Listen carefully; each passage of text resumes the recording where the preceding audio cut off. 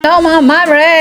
Hello mga mare koy! Hi Chip, si Marin yung lady guard mga mare. So ayan, yung orasan 10 past na ng umaga kasi dumaan pa ako sa palengke mga mare at saka may hinihintay kasi akong oras. Pupunta kasi ako sa school mga mare kaya ayan, hindi pa ako natutulog. At saka maraming talaga akong ginagawa sa umaga mare pag uwi ko galing sa work. So unang-una yan ay ang pag-prepare ng aking mga niluluto. So yan, takot ako magutom yung pamilya ko mga mare eh.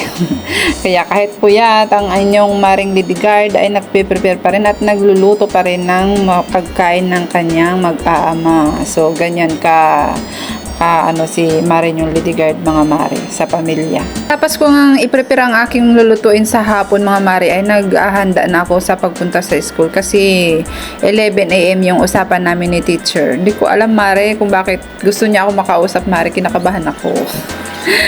Alam ko mabait naman yung anak ko mare, so hindi ko alam kung anong kaso ng anak ko sa school, kung bakit ako pinapatawag sa school. Gusto daw ako makausap ni teacher.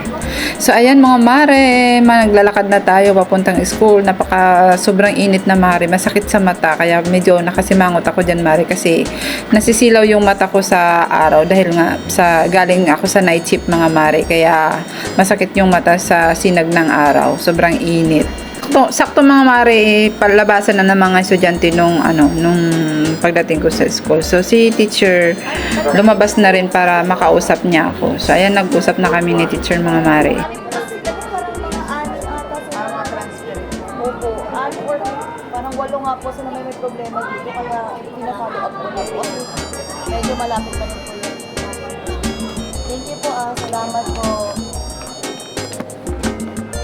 So ayan mga mare, about pala sa Form 137 ni Kuya kasi transfer siya dyan sa Batasan mga mare. So nag-aral si Kuya last year ng mula grade 8, 7, 8 basta last year, 3 years siya dun sa Nueva Ecija mga mare.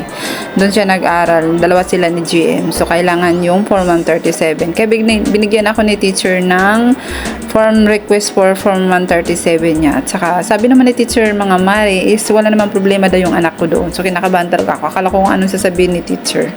So, sabi niya na okay naman daw yung anak ko at saka yung grades niya. So hindi naman siya daw napapansin sa mga katulad sa mga ibang bata na may problema.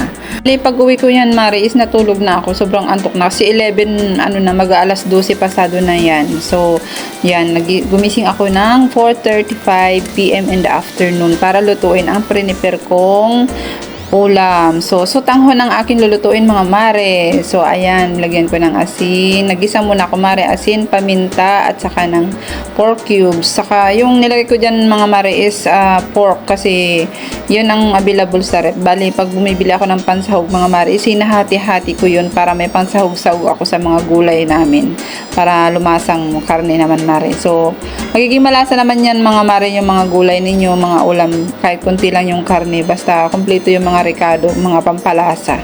Masarap na yan mga mare. Kasi ngayon mare, sobrang mahal talaga ng mga bilihin. Magkano yung mga gulay? Kahit gulay-gulay lang mare, mahal na rin mga mare. Pag nagluluto ako dyan mare is nagpa-plancha na rin ako mare kasi yung uniform ko kusot.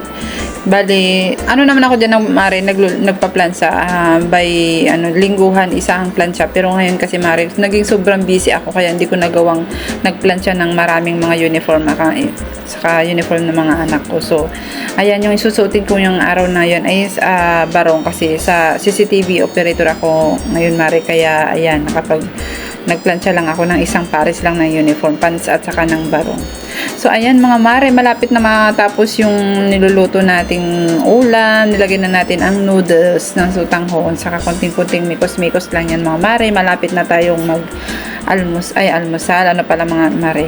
Kakain muna ako dyan bago pumasok sa work mga mare kasi medyo may oras pa naman. Pag may oras mare, kumakain ako dyan sa bahay. Kung wala naman mare is binabaon ko.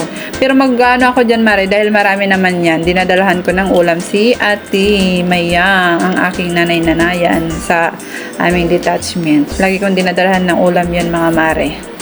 Ayan mga mare, kakain na tayo. Nagmamadali na tayo dyan mga mare kasi maliligo pa tayo, mapiprepare pa tayo sa pagpasok sa trabaho. Kung kumakain ako mare at nagmamadali ay tumawag, nag-video call ang aking mahal na asawa. So laging ganyan yan mare, nag-update yan kung umalis na ako ng bahay, kung dumating na ako ng bahay. So ganyan, kahit busy kami sa trabaho mga mare is may oras pa rin kami sa communication namin. Hindi nawawala yan mare sa pag-video call kasi kailangan yan mga mare kasi lagi tayong busy sa trabaho. So, hindi kasi kami magka-ship ngayon mare, taliwas yung ship namin kaya hindi kami nagkikita sa bahay. Kaya video call na lang at saka ng chat. So, ayan mare, papasok na ako. Dala ko ang aking. Maraming salamat!